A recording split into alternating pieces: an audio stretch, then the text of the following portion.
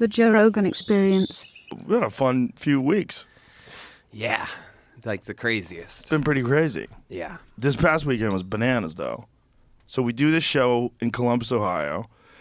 Dave Chappelle comes, surprises the audience, goes on stage, and it's probably the greatest round of applause I've ever seen anyone get in my life. Not probably, definitely. 100%. Ohio's own Dave Chappelle in the main arena of the main city of Ohio. In the shots. Oh, we can play it on the big screen. Play it.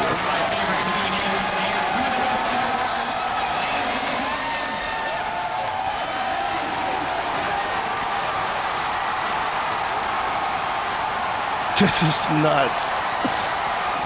The whole thing is so spontaneous.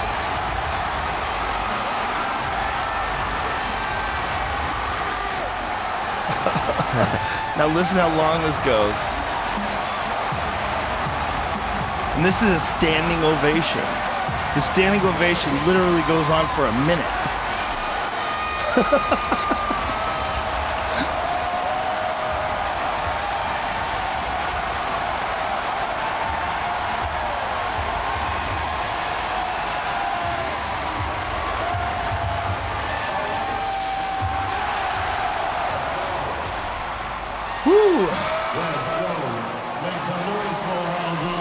How wild is that? That was amazing. It's so cool. And it's like it almost in a weird way makes me happy that the lockdowns and all that happened, because it made something like that much crazier. Like it's like I feel like people really appreciate live spontaneous insanity now more than ever. Yes, for sure. Well, it was just an awesome moment. You know, it was just a great moment. Yeah. He just decides to roll in, come up. And then we all went to Vegas. So then we all went to see the Canelo Alvarez fight. You and I also saw Abu Dhabi. So we saw Gordon Ryan dominate at Abu Dhabi. And then we went to see two of the craziest fucking UFC fights I've ever seen. Yeah. Gregory Rodriguez and Chidi Njokuani, which was a crazy fight that went back and forth until Rodriguez caught him. And Rodriguez had the worst cut I've ever seen in my life. And then Song Yadong, the guy who fights after him against Corey Sandhagen, also has a horrific cut. And there was a massive cut in the fight just before that with Feely. And he had blood all over him just from choking out the other guy that was on top of him bleeding. There was blood the whole time. Yeah, it was a wild 3 fights. That's right. We saw that fight, too. We saw the last round of that fight live. But that cut that Rodriguez had was absolutely insane. Insane. The thing about that experience, though, I think we did it in the wrong order. I think it should have, like, Abu Dhabi was amazing. Abu Dhabi you can kind of put anywhere, but you kind of have to put boxing before MMA or it ruins boxing for you. Totally. It just doesn't feel the same. Right. It's just, it's great. Don't get me wrong. I'm a boxing fan. I was super happy to be there. It was a wild fight, but it's just not the same. Yeah, it's like getting a hand job after a gangbang. It's like, I didn't really need that. Sort of had that earlier, but better. UFC is just so advanced. The other thing that boxing does is they play the national anthems. They played 3 national anthems. And it's like, good Lord. So they play the Kazakhstan national anthem, and then the dude says, you know, go Triple G. And everybody's like, fuck you. Yeah. This is Mexican Independence Weekend, man. Yeah. And then they play the Mexican national anthem. Everybody goes crazy, and they sing along, which was pretty dope. Because, like, when you're a place that's that big, and it's all, like, I mean, it had to be at least half Mexicans. Oh, that's, right? Yeah, at least 70%. Yeah. Whatever the number was. Yeah. So when these songs were playing, like when Canelo has his walkout song, which is also in Spanish, or when they're singing the Mexican Independence Day song, they're singing this song, the Mexican national anthem, rather. They're singing this song in Spanish all together. So there's thousands of people singing along.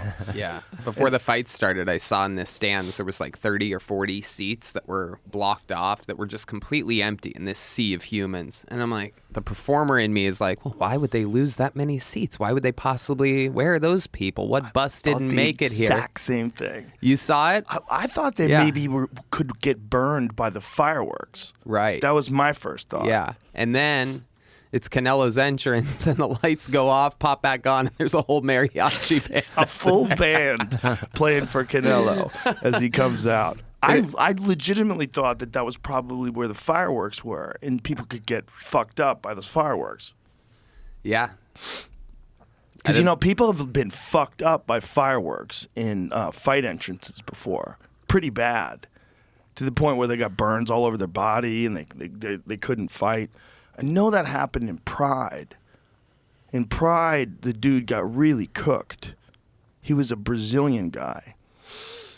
God, I don't remember his name, but he was an early pioneer of MMA. And he was fighting in Pride, and he got torched by the fireworks. You got it here? Or was this from the fight you just saw? Oh, yeah, this is the one from the fight we just saw. This is that's the mariachi band. See, I thought those seats behind them were like people could get hit with those fireworks. No. Maybe. Because you see how they blew them off? They blew off a lot of all that shit. I was like, you can't sit under that. Yeah, it would have been an obstructed view from that screen. Yeah, it's not like that wasn't a sold-out fight. That was Right. a sold-out fight. And so Chappelle and I were in the third row, which was amazing. We were like right there. And then this guy comes over and says, you guys have to move. These tickets are not yours. And Dave goes, I'm Dave Chappelle. I'm not moving anywhere. literally says it like that. He's wearing sunglasses. He's the coolest guy that's ever lived. And so the guy comes back and said, these seats are actually for Travis Scott, but we want to put you on the ringside. And Dave and I look at each other and we're like, okay. And so they take us from the third row to the no row. Like, it's not even a row. You're fucking right there, dude. We're sitting like where the officials sit. It was incredible. They were right there. It was really good. And we saw the last, like, I think 6 rounds like that.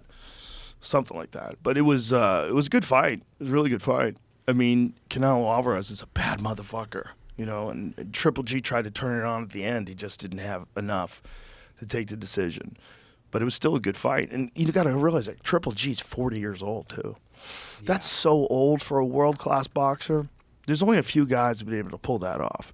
Like Bernard Hopkins and Archie Moore back in the day was an older guy who was really good. Dwight Muhammad Qawi, he fought well into his 40s.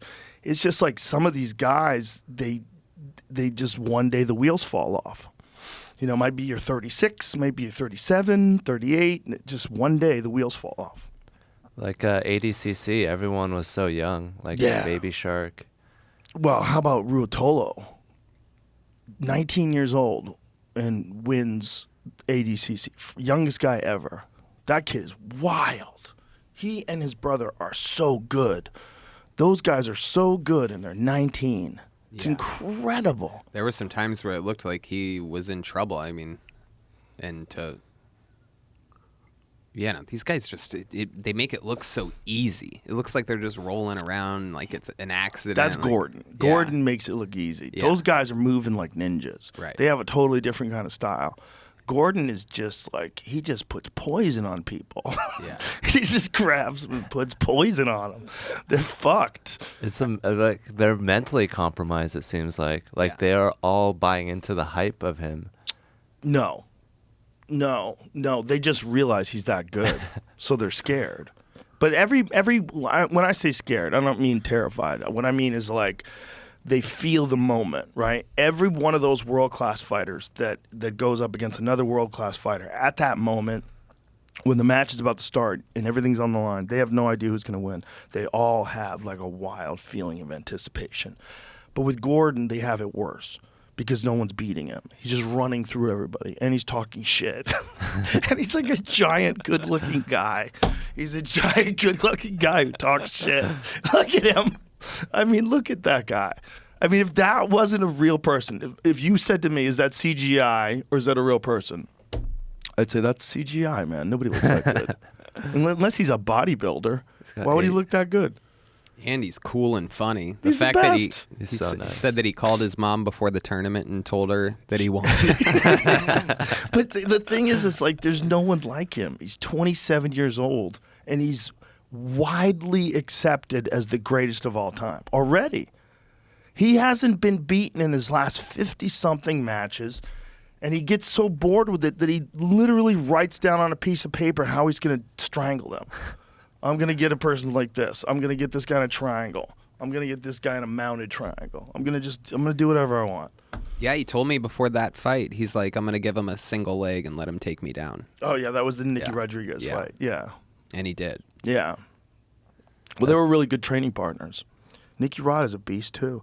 That whole thing was wild, man, to watch how good the level of jiu-jitsu is now. It's so exciting. It's so exciting because these guys are the top of the food chain guys, and then they're strangling each other.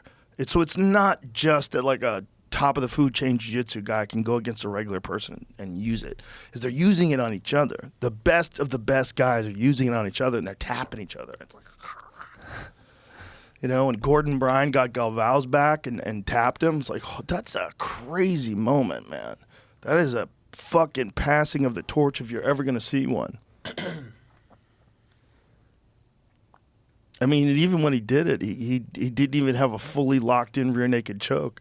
He just had the forearm across, and I'm sure he had tremendous leverage, but it's not as strong as he could have gotten. And if he got the full, grab a hold of the biceps and strangle. If you watch it again, watch how he taps him with it. Like this, that's, I'm sure, strong. Look, see how he's got his arm on his forearm? Yeah. That's for sure ridiculous and sucks 1,000 dicks. Yeah. But it's not as hard as he could do it. If Gordon went all the way over, but what he's doing here is also he's trapping the right arm so he can't really defend himself. And he's got the other arm trapped in his legs. It's really brilliant if you look at it. It looks like his right hand is loose too. It doesn't even look like he's pulling, and look at that. It's sliding down. Yeah, well, you see what he's doing? What he did was he traps his left arm with his left leg, and then he traps his right arm with his left arm. So he's one arm strangling him with the guillotine, and Galvao literally can't defend.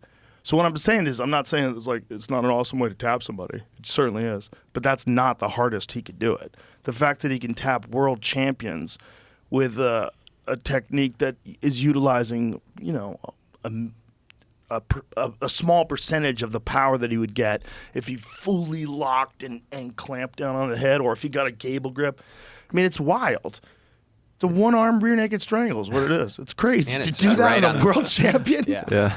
To do that on a world champion? Who can take a lot of pain. Yeah, dude. He's such a bad motherfucker. Gordon is the fucking man. It's crazy to see anybody that good at anything. At anything. Yeah. At anything. It's like watching a ball roll downhill. It's like he's eventually going to get him. Yeah, well, that's what they always said about Hickson in his prime, too. It was a really similar kind of feeling that everybody had. Like, you just couldn't keep up the rhythm. Eventually, he's going to get you. Like, everybody who rolled with Hickson had the same statement. They would all say the same thing. They would be like, he's the best. He's the best. And that's what they say about Gordon. Yeah. It's like there's these guys in sports, for whatever reason, man, they have this fucking extra gear. And they can put in more focus and more dedication and more energy and more intelligence. And they could formulate better strategies, and they're more effective with their time management. And they don't fuck themselves up in their personal life so that their life's filled with chaos and they have all these distractions. It's really rare that you find someone that can do what that guy's doing.